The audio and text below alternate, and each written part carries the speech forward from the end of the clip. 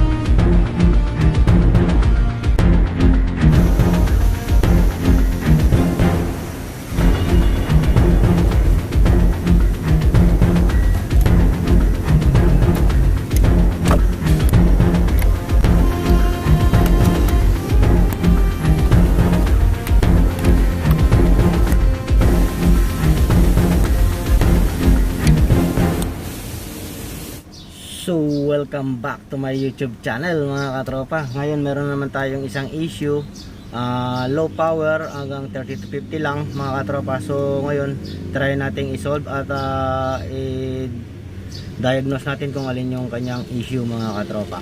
So, siyempre bago yung lahat, maraming salamat sa pagsuporta sa aking channel, lalong-lalo na yung mga subscriber, YouTuber, viewers.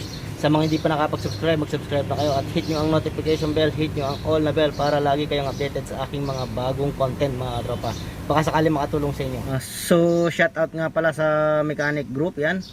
Sa admin, kay Parang Janjan, kay Parang Louie. Sa ibang group admin, maraming salamat. Yan, shoutout sa inyo at sa inyo mga member. So, ngayon yung issue nito mga katropa, yun nga, yung low power tapos palyado. So, salangan muna natin ng scanner para malaman natin kung bakit mga katropa. So, let's go!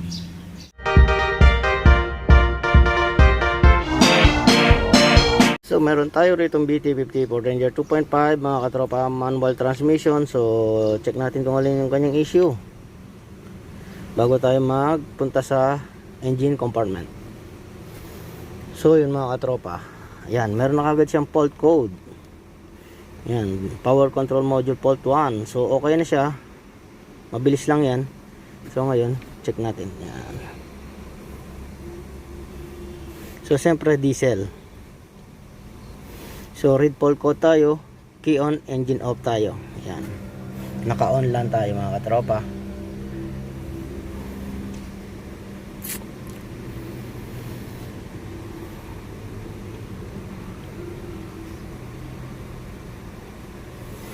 So yun. Meron siyang P0303 cylinder misfire detected. So yun yung kanyang code, misfire detected. So engine diesel ng misfire detected siya ng number 3 mga katropa. So yun yung kanyang code, pero wala siyang check engine. Start natin mga katropa. Check muna natin yung ating kung naka-neutral ba tayo. Okay.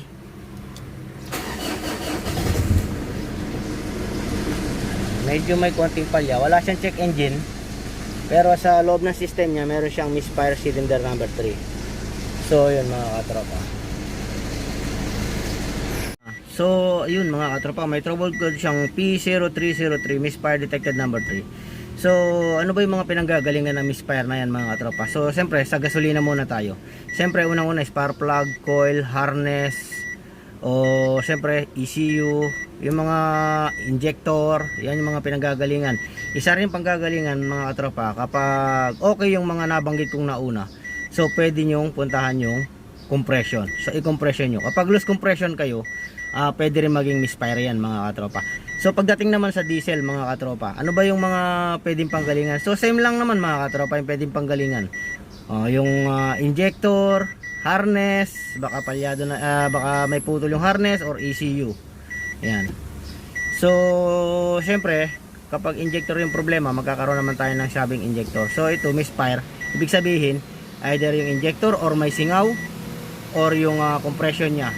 So ibig sabihin ng misfire kapag diesel mga katropa, kahit gasolina pa yan, so yun yung tinatawag na incomplete combustion mga katropa, kaya siya nagmi-misfire if okay yung mga parts ng halimbawa yung injector, coil, paggasolina or harness, okay. Yan. Sa diesel naman yung injector lang naman, tsaka compression lang naman yung ano dyan, tsaka piston ring, mga katropa. So sa diesel, kapag nagkakaroon tayo ng misfire, so either ayun nga, gaya sinabi ko, injector, loose compression, singaw, yan, yung mga pwedeng panggalingan yan. So ngayon, itong issue na to, yun nga, sa number 3 meron siyang misfire detected. So na-check ko na, ipapakita ko lang sa inyo mga katropa kung saan ang gagaling yung misfire nya, kung bakit siya nagmi-misfire mga katropa sa number 3. So let's go. So ipapakita ko sa inyo kung bakit siya nagkakaroon ng misfire detected. Ayan, kung mapapansin nyo yung cover, yan, puro carbon, ibig sabihin may leak. So ngayon, ito yung naglilik niya mga katropa sa number 3. Ayan, yun yung naglilik sa number 3, yung naglilik. Kaya siya nagkakaroon ng misfire detected dahil incomplete combustion siya mga katropa. Hindi solid yung combustion niya. Pag kinompress, naglilik lang yung compression mga katropa, kaya ganyan. Kaya nagkakaroon siya ng misfire detected. So ngayon, babaklasin natin yung 4 na injector. Sana wag lang stack up yung injector para hindi na tayo mahirapan mga katropa. Yan, so let's go.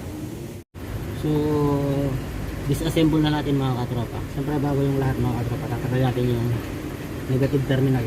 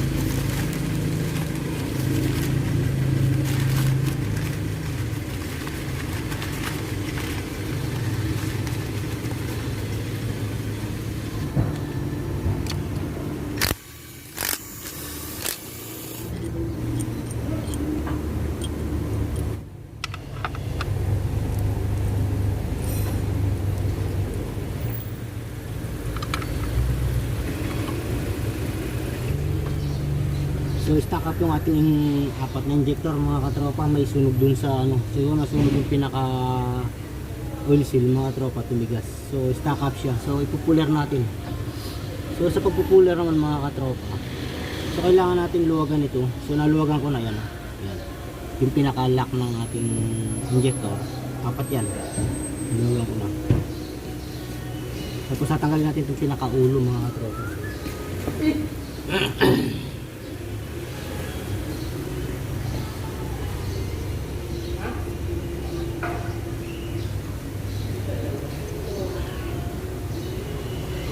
Dandahan natin tatanggal niya mga katropa. Yan, meron mga parts kasi yan dito sa loob mga katropa. Ganyan ito. So tapos pupuller na natin mga katropa. Yan, meron tayong puller yan.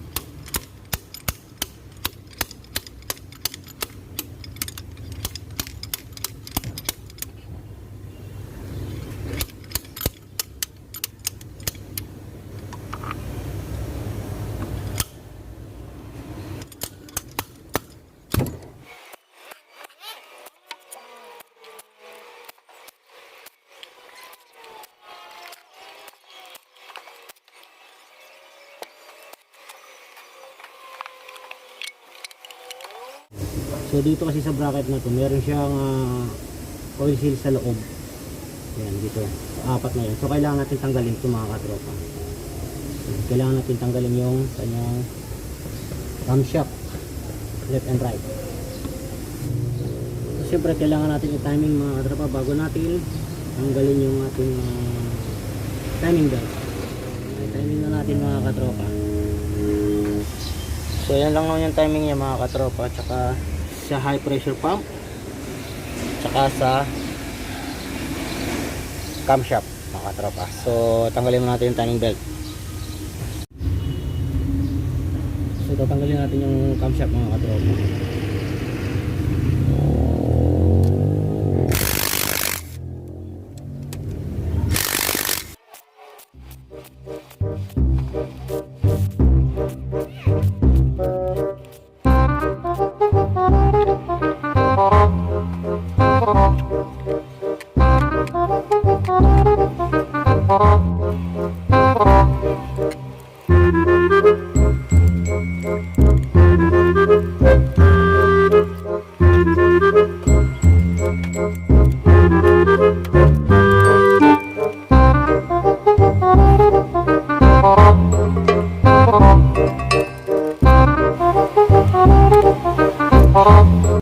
So yun mga katropa, natanggalan natin. So lilinisin na lang natin yung area dito, tsaka itong dudukutin natin yung washer na naiwan sa loob. Tapos linis-linis ng mga parts.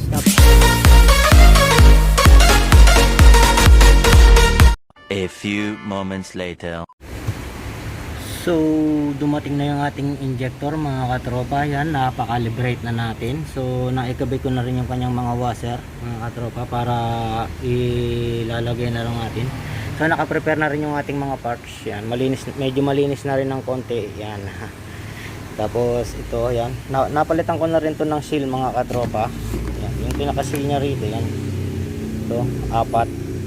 Yan, kasi nasunog yung seal nya mga katropa, kaya pinalitan natin. So automatic naman palit yan. Tapos yung gagawin natin, i-install back natin ng step by step. So siyempre lalagay muna natin yung valve cap. Susunod natin yung rocker arm intake exhaust.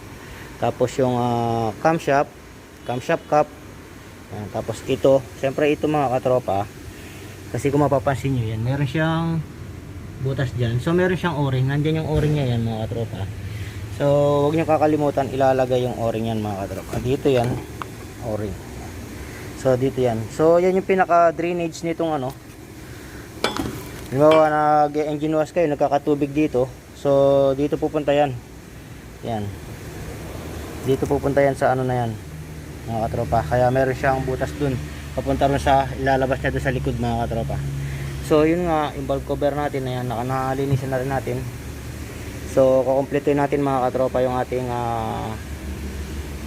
issue na low power. Siyempre kaya siya nag low power, meron siyang leaking sa number 3. So yung compression is lumalabas lang kasi nga singaw dahil dito sa old injector washer yan. Kung mapapansin nyo yung old injector washer nya mga katropa, yan yung old injector washer. So kaya nagkakaroon siya ng leaking. So ngayon is kukumpletuhin natin. So papalitin tayo ng oil seal para isang bagsakan na lang. So original seal, yan yung sticker nya mga katropa, Mazda. So yan yung mga parts natin. So tara, install natin mga katropa.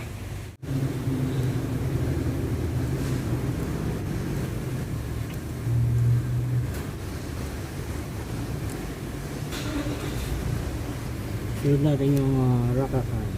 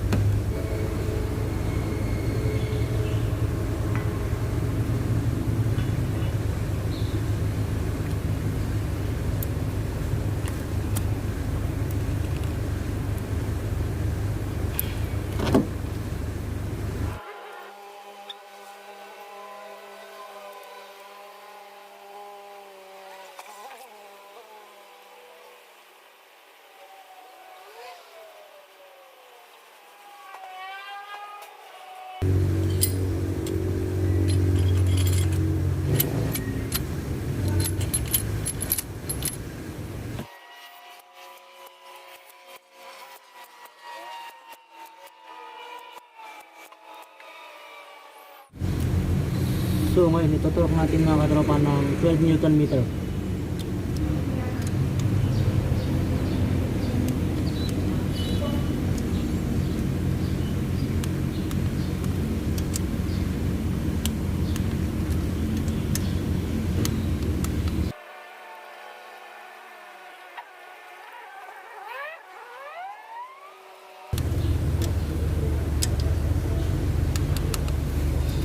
So ayun mga katropa, 12 Newton meter.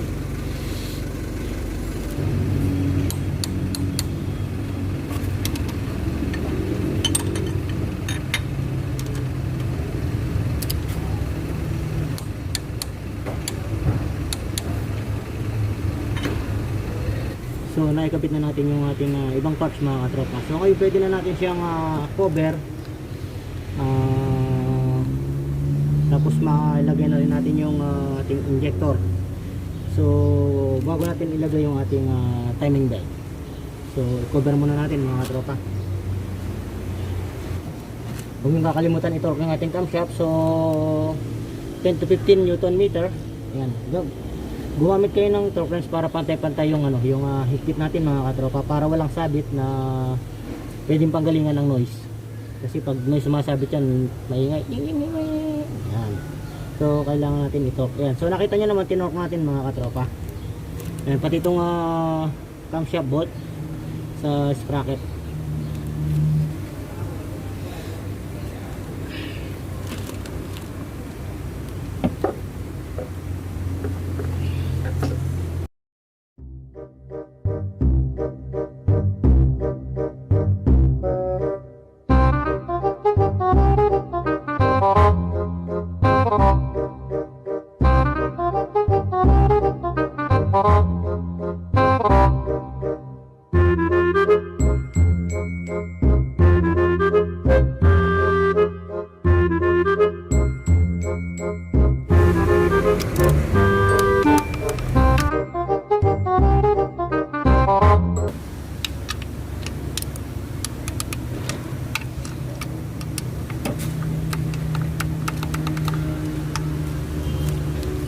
So yan mga katropa, nakikabit natin yung cover. Ngayon ilalagay natin yung injector. So may washer na tayo mga katropa.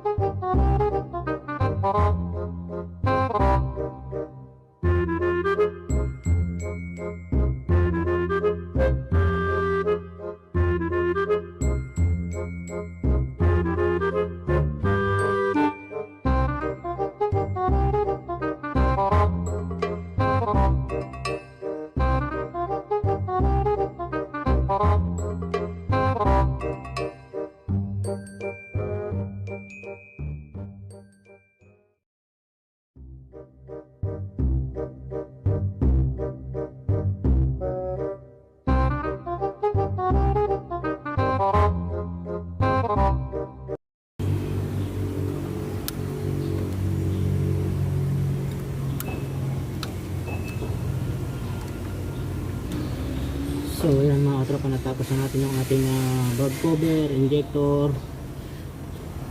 So ngayon ikakabit na natin yung ating timing belt. So ayan mga katropa, naikabit ko na yung timing belt, naka-timing na tayo. Ayan.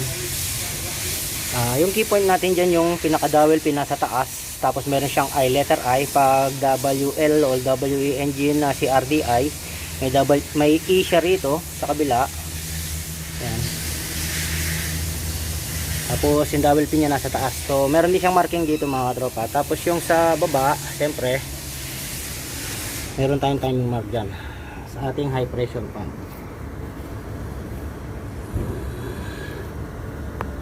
So yun mga katropa, yung ating timing mark dyan. So yan lang naman yung setup nyo mga katropa pag magpapalit kayo ng timing belt, tatanggal kayo ng ganyang injector or kung ano man tatanggal nyo sa engine. I-timing nyo muna para hindi kayo maligaw sa pagbabalik mga katropa. So yan, kakabit ko lang yung cover, tapos do-double check ko lang yung mga pinaglalagay ko, tapos try nating i-start ulit mga katropa.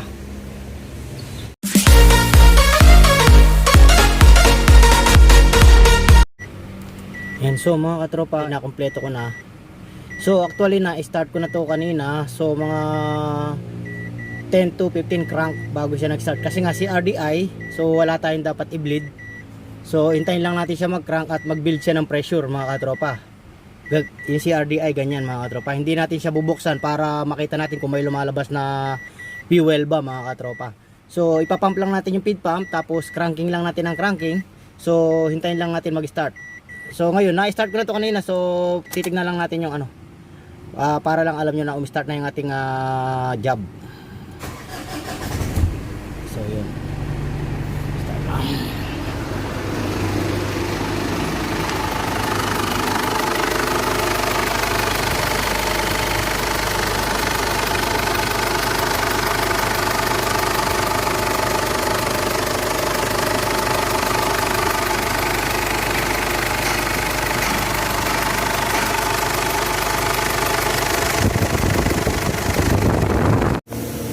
So engine wash lang natin mga katropa yung paligid ng engine.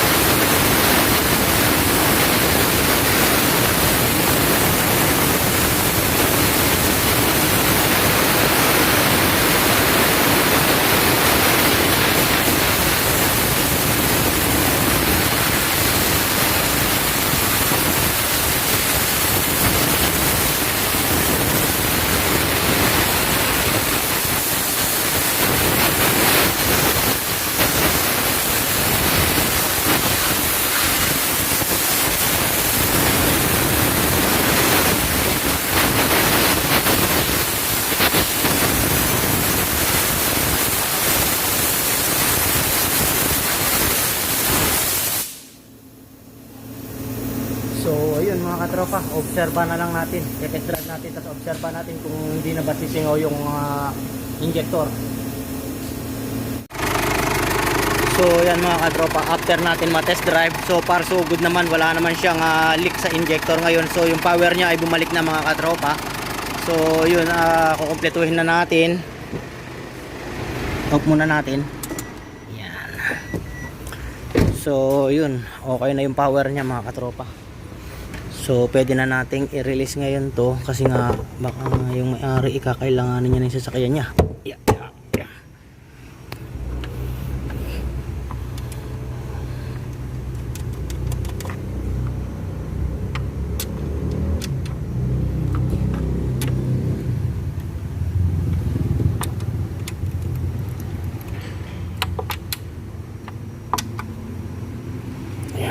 So far so good. So mamaya obserban uli natin yan mga katropa habang hinihintay natin yung may-ari. So yun mga katropa, natapos na yung problema natin, yung low power, singaw sa injector, kaya sa nag low power kasi yung compression niya ay hindi kumpleto, kaya siya naglo low power mga katropa. So nakita nyo naman kung paano natin ginawa. So yun, hanggang sa muli, stay safe, stay tuned, God bless, bye, thank you for watching mga katropa, see you in my next video. Peace.